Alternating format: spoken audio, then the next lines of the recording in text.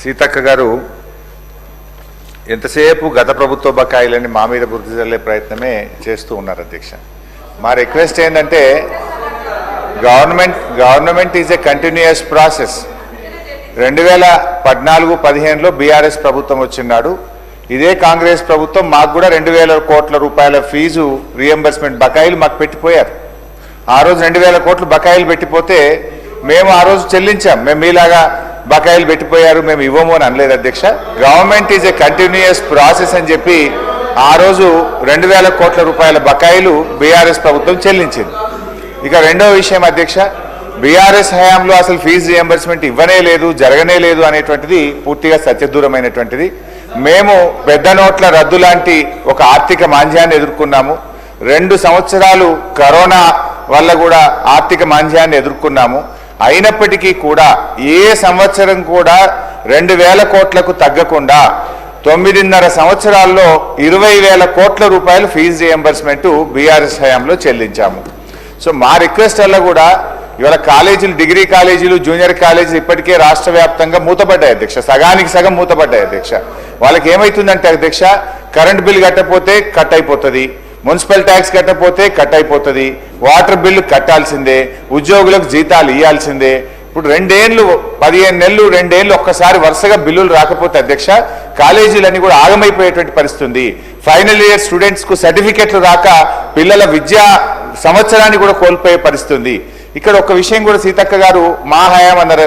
Actually నేను కూడా finance మినిస్టర్గా పనిచేసిన అధ్యక్ష. మాకేముంటుండే అంటే అధ్యక్ష, ఈ రైతు బంధు జూన్ జూలైలో ఒక 7,000 కోట్లు ఇచ్చేవాళ్ళం. నవంబర్ డిసెంబర్లో 2వ విడత రైతు బంధు 7,000 కోట్లు ఇచ్చేవాళ్ళం. ఎప్పుడైనా నేను కూడా డిసెంబర్లో మీటింగ్ పెట్టి జనవరి, ఫిబ్రవరి, మార్చ్ ఈ 3 నెలల్లో ఫీజు రియంబర్స్మెంట్ ఇచ్చేవాళ్ళం. ఎందుకంటే 2 సార్లు రైతు బంధు పోయినప్పుడు ఫైనాన్స్ మీద కొంత ఒత్తిడి ఉండేది. 2వ విడత రైతు బంధు అయిపోయిన తర్వాత జనవరి, ఫిబ్రవరి, మార్చి నెలల్లో ఎప్పుడైనా ఫీజు రియంబర్స్మెంట్ ఇద్దాం. మీరు వచ్చారు, అప్పుడు ఎగ్జాక్ట్గా అదే టైంలో మీ గవర్నమెంట్ వచ్చింది. కానీ పోయిన జనవరి, ఫిబ్రవరి, మార్చిలో ఒక్క రూపాయి కూడా ఇవ్వకపోవడం వల్ల ఇవాళ ఇది పేరుకుపోయిన పరిస్థితి ఏర్పడ్డది.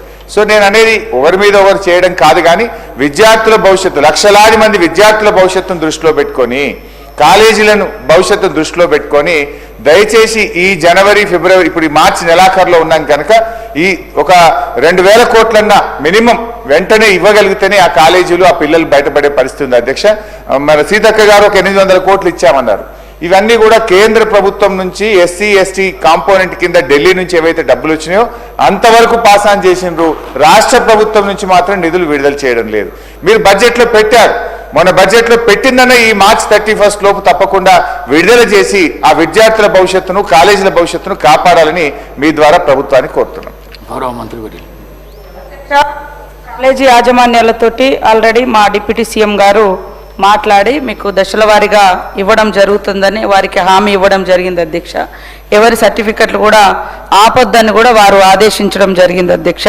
అదేవిధంగా కున్నంనేని సాంబశివరావు గారు పర్ఫెక్ట్గా ఏ టైంలోపు మీరు ఇవన్నీ ఏ వాయిదాల పద్ధతిలో ఏ కాలేజీలకు చెల్లిస్తారని అడగడం జరిగింది. తప్పకుండా దశల వారీగానే వాళ్లను సంతృప్తి పరిచే విధంగా యాజమాన్యాలకు చెప్పడం జరిగింది. మాకు కూడా మేము వచ్చి రాగానే మరి అప్పులే కాకుండా 21,000 కోట్ల రూపాయలు ఒక రైతు రుణమాఫీకే అత్యధికంగా నిధులు కేటాయించడం మూలంగా కూడా మిగతా శాఖలకు కొద్దిగా బర్డెన్ పడ్డ మాట వాస్తవం. అది ఇప్పుడు రాబోయే కాలంలో అంతా బర్డెన్ ఉండదు కాబట్టి ఖచ్చితంగా తొందరలోనే చెల్లిస్తాం. దాదాపుగా 1,200 కోట్లకు పైగా టోకెన్స్ కూడా రైజ్ చేసి పెట్టడం జరిగింది అధ్యక్ష. మరి గవర్నమెంట్ ఇప్పటి వరకు కూడా 2 దఫాలుగా ఒకసారి 6,565 కోట్ల 55 లక్షలు, ఒకసారి 764 లక్షల 57, ఒకసారి 764 కోట్ల 57 లక్షలు కూడా ఇవ్వడం జరిగింది అధ్యక్ష. కాబట్టి ఈరోజు మేము పెండింగ్ పెట్టాలని లేదా ఆపాలని, విద్యార్థులకు భారం కావాలని మాకు ఎట్టి పరిస్థితులు లేదు సార్. ఈరోజు విద్య అనేది మనకు ఎంతో అవసరం. అవే మన విద్యార్థులే నేటి మన మానవ వనరులు. కాబట్టి ఖచ్చితంగా అవన్నీ క్లియర్ చేసే ప్రయత్నంలోనే కొద్దిగా డిలే అయింది. అందులో కూడా మీరు పెట్టినే మళ్ళీ మీరు పెట్టిరని అంటారు. అరే మీరు చేస్తేనేమో గొప్పగా చెప్పాలంటారు, మీ తప్పులు అడుగుతూనేమో అడగొద్దు అంటారు. అరే మేము కూడా కడుతున్నాం, మేము కట్టలేదు అంటే కదా మీరు బాధపడాలి. ఇది విద్యార్థులది, ఇది విద్యార్థుల కోసం కాబట్టి అందుకనే బాధ్యత ఉన్నటువంటి నాయకుడిగా మా డిప్యూటీ సీఎం గారు పిలిచి వాళ్ళతో మాట్లాడి మా సిచ్యువేషన్ ఇది ఉందయ్యా, మీరు విద్యార్థులను ఇబ్బంది పెట్టకండి అని వాళ్ళతో మీటింగ్ పెట్టడం జరిగింది, వాళ్ళకు అష్యూరెన్స్ ఇవ్వడం జరిగింది.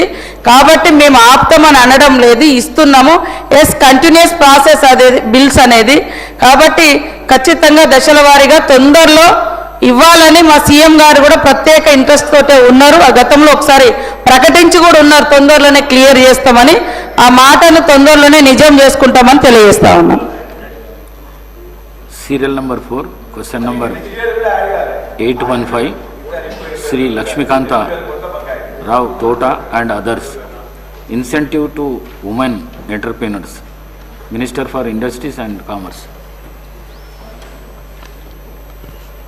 అధ్యక్ష, మొదటి ప్రశ్నకు జవాబు అధ్యక్ష. టీ ఐడియా పథకం క్రింద జనరల్ కేటగిరీ కోసం పెట్టుబడి మొత్తం 15% చొప్పున పెట్టుబడి సబ్సిడీని 20 లక్షల వరకు పరిమితం చేయబడింది అధ్యక్ష. అయితే మహిళా యాజమానులైన సంస్థల కోసం అదనంగా 10% పరిమితి, అంటే 10 లక్షల వరకు మొత్తం 30 లక్షలను ప్రభుత్వం సమకూరుస్తుంది అధ్యక్ష. అదేవిధంగా స్టాంప్ డ్యూటీ, ట్రాన్స్ఫర్ డ్యూటీపై 100% రియంబర్స్మెంట్ కార్యక్రమం అధ్యక్ష. పారిశ్రామిక ఎస్టేట్లు, పారిశ్రామిక పార్కులో భూమి ధరలో 25% రాయితీని, అంటే 10 లక్షల వరకు పరిమితం చేయబడుతుంది అధ్యక్ష. పారిశ్రామిక వినియోగం కోసం 25% భూ మార్పిడి ఛార్జీలను 10 లక్షల వరకు పరిమితం చేయబడటం అధ్యక్ష. దాంతోపాటు ఒక యూనిట్కి రూపాయి చొప్పున నిర్ణీత విద్యుత్ సంబంధించిన రియంబర్స్మెంట్ చేయడం జరుగుతుంది అధ్యక్ష. నికర రాష్ట్ర వస్తువులు, అదేవిధంగా సేవల పన్నుపై జిఎస్టీ, ఎస్జిఎస్టీ 100% రియంబర్స్మెంట్ చేయడం జరుగుతుంది అధ్యక్ష. సంవత్సరం ఒకటికి 9% గరిష్ట రియంబర్స్మెంట్ లోబడి, సంవత్సరం ఒకటికి 3% అధికంగా నూతన సూక్ష్మ చిన్న తర సంస్థల ద్వారా నిర్ణీత మూలధన పెట్టుబడిపై తీసుకున్న కాలిక రుణంపై పావులా వడ్డీ పథకం క్రింద వడ్డీ సబ్సిడీ కూడా ఇవ్వబడటం జరుగుతుంది అధ్యక్ష. అదేవిధంగా 1 కోటి గరిష్ట పరిమితితో ఐఏడిఎఫ్ నుండి మౌలిక సదుపాయాల వ్యయంతో 50% తోడ్పాటు ద్వారా స్వాతంత్ర సంస్థలు, పరిశ్రమలు వారి కోసం పరిశ్రమ గడప వద్దనే రోడ్లు, విద్యుత్తు, నీరు వంటి మౌలిక సదుపాయాలను సమకూర్చడం జరుగుతుంది అధ్యక్ష. ఇది దాంతోపాటు మరి టీ ప్రైడ్ కింద ప్రభుత్వం కింది వాటిని కూడా అదనంగా కూడా సమకూర్చడం జరుగుతుంది అధ్యక్ష. 75 లక్షల గరిష్ట మొత్తానికి లోబడి చేసిన మొత్తం పైబడి 45% చొప్పున సబ్సిడీ ఇవ్వబడటం జరుగుతుంది అధ్యక్ష. స్టాంప్ డ్యూటీ, ట్రాన్స్ఫర్ డ్యూటీపై 100%, ఇది టీ ప్రైడ్ కింద అధ్యక్ష. ఎస్సీ, ఎస్టీ ఔత్సాహిక పారిశ్రామికవేత్తలకు అనుమతిస్తున్నప్పటికీ భూధరపై 10 లక్షలకు లోబడి 33/1/3% రాయితీని అనుమతిస్తూ కేటాయింపు తేదీ నాడు అమల్లో ఉన్న రేట్ల చొప్పున భూధరను వివరించబడుతుంది అధ్యక్ష. పారిశ్రామిక వినియోగం కోసం 20% భూ మార్పిడి ఛార్జీలను 10 లక్షలకు పరిమితం చేయబడుతుంది. దాంతోపాటు యూనిట్ ఒకటికి ₹1.50 చొప్పున నిర్ణీత విద్యుత్ వ్యయ రియంబర్స్మెంట్తో పాటు నికర వ్యాట్, సిఎస్టీ లేదా రాష్ట్ర వస్తువులు సేవల పన్నులు, ఎస్జిఎస్టీ